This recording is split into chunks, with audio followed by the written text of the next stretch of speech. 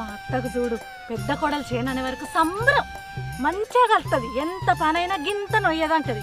ఇక నా చేనులకు రాగానే అప్పు అవివాయ అవి నొచ్చా అని అగల నొప్పులు వస్తాయని అంటది. నువ్వైతే రాయ అత్త, నీ సంగతి చెప్తా. ఇవాళ చేనుల గడ్డి అంతా నువ్వే వీకాలి. ఏ నుడిచేదాకా నేను నిడిచేపెట్టా. సప్నా పగటాలు అయింది కదనే, ఇక్కడంతా బువ్వ తిని దాని చేనులకు పోతా, చిన్నదాని చేనులకు పోదుతి. ఎప్పుడెప్పుడు పోయాల పడదామా అన్నట్టే ఉన్నది.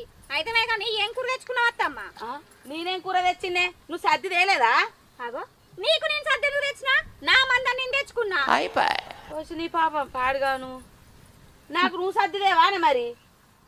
పోయేది చిన్న కొడ చేనులకే కదా, ఆడ బుక్కడంటది. నీ పని చేయిపో. ఎప్పుడు దునికల్లా పడదాం అన్నట్టున్నది. పో తిని పని చేయిపో. సరే తరలే. నువ్వు తెస్తావనుకో, నేను అట్టిగా